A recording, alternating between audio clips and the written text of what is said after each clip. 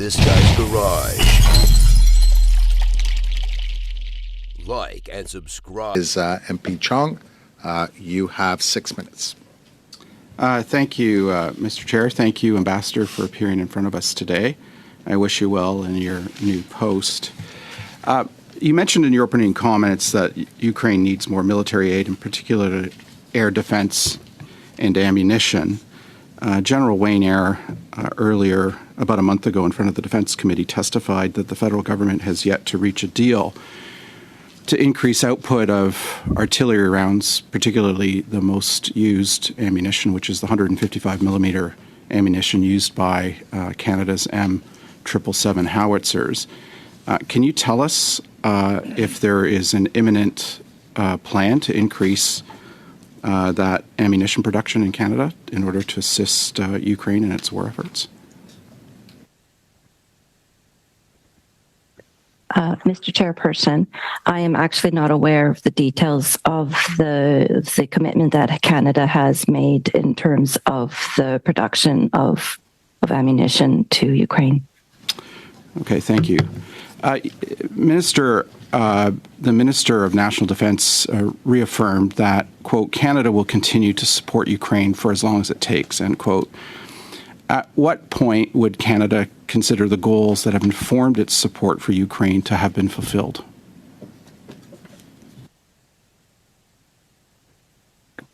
Mr. Chairman, from what I understand, as Prime Minister had indicated clearly in the visit from the President Zelensky in Canada, is that Canada will stand with Ukraine for as long as it takes. And from my understanding, that we'll stand with Ukraine until full territorial and sovereignty is regained, and that is the 91 borders. That is my understanding. Okay, well, thank you for clarifying that. In other words, the objective of the Government of Canada's support for Ukraine is to see Ukraine return to its pre-2014 boundaries, its 1991 boundaries, as you just mentioned. To that end, it looks like that objective is stalling. Ukraine's counteroffensive, which was launched in June of this year, has made virtually no gains, and its effect at this point is inconclusive. So what actions is the Government of Canada taking to further it meeting its objective, seeing that's not currently moving in the right direction? Mr. Chairperson, from the information that I am receiving from our defense attaché and other sources, including the newly appointed Minister of Defense here, our understanding that the gains, we are seeing gains, including countering some of the recent sort of forward motions of Russia in towns like Advichka. I cannot find the exact title, but I mean, there have been, I think it's around Bakhmut and south of Robotine, and Russia was not successful to capture it in Adviivka and Vuhledar, but Ukraine, although it's slow, are making gains south and east. Part of the challenge is that as they make gains, Russia is adding more and more minefields, adding to that land. That's our understanding. Does the government have are there any discussions going on in the government to provide more military support for Ukraine, seeing that that's been the big request of President Zelensky in his recent overseas trip? Mr. Chairman, I can find the information shortly, but we have, again, in that same visit that the President came to Ukraine, we have made additional commitments to the military support. So one is the critical, where we are evolving the critical training for Operations Unifier.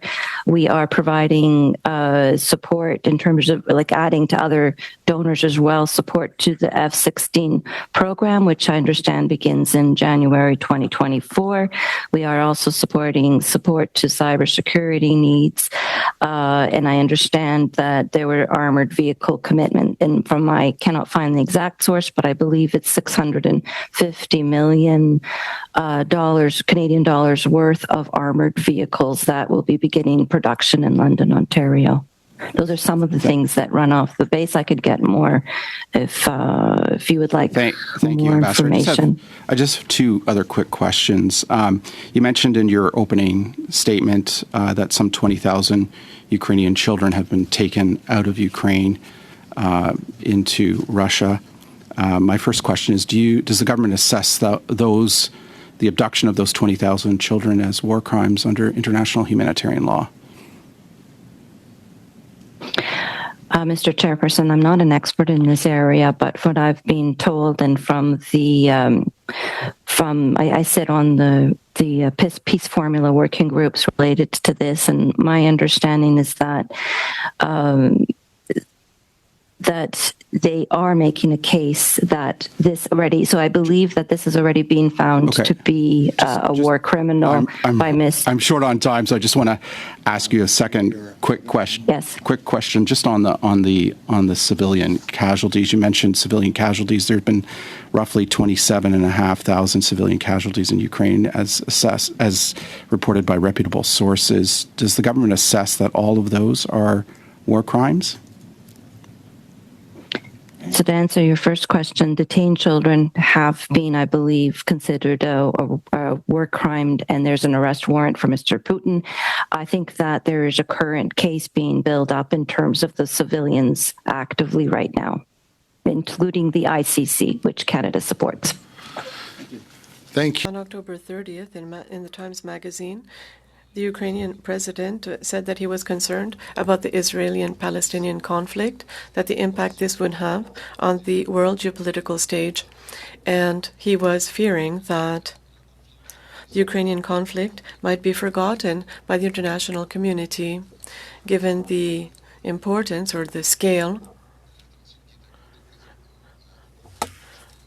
of importance given to this Middle Eastern conflict. What is your opinion on this? And do you think that this conflict, this new conflict that is unfolding between Azerbaijan and Armenia is also encouraging the Russian interests in order to take people's attention away from what's happening in Ukraine? Mr. Chairman, and indeed, it is something that we're hearing the Ukrainians are absolutely concerned about.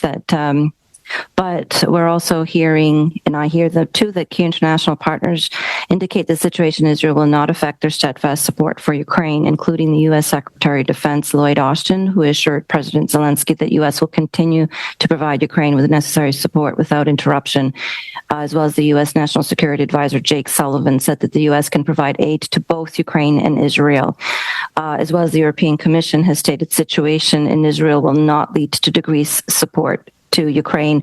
So these are the same types of statements that we're hearing from Canada. They seem to be well aligned. Since a member on this committee made a partisan comment about conservative support for Ukraine, I'd like to clarify the record on conservative support for Ukraine. Mr. Chair, it was a conservative government on December 2nd, 1991, that was the first nation amongst Western nations to recognize Ukraine's independence.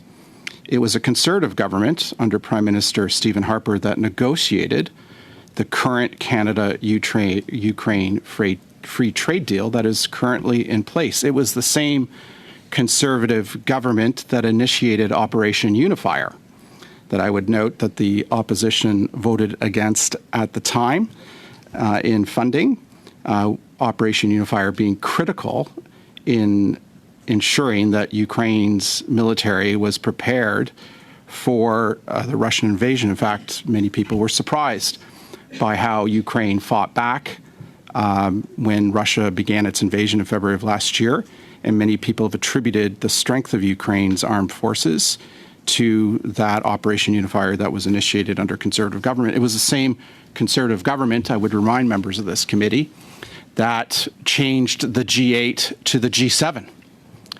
It was under the leadership of Prime Minister Harper that Russia was expelled from the G8 for its behavior and for its belligerence toward Ukraine, which is why we now have the G7 rather than the G8. It was the same Prime Minister, I would remind members of this committee, who at the G20 told President Putin directly to his face, as captured on camera, that, quote, you need to get out of Ukraine, end quote, at the G20 summit in Australia. And we have continued on with that strong support for Ukraine as the country's official opposition.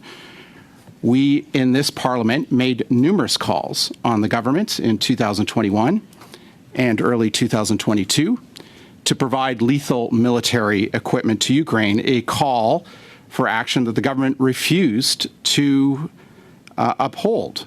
In fact, on January 27th, 2022, less than a month before Russia's invasion of Ukraine, when it was clear to all that Russia was going to invade Ukraine, and when our closest military allies were providing lethal military aid, Prime Minister Trudeau refused and said, quote, the solution to this tension should be diplomatic, end quote. Then several weeks later, I note to members of this committee, he flip-flopped. And in a quiet cabinet decision taken 10 days before the invasion began on February 24th, on February 14th announced that the government was willing to provide lethal aid. And I would add, Mr. Chair, that was too little, too late to preempt the invasion. And in all of these initiatives, it was Conservatives who led in the support for Ukraine. So, Mr. Chair, I hope that clarifies the record for members of this committee about Conservative support for Ukraine. And I cede the floor back to you, Mr. Chair. Thank you.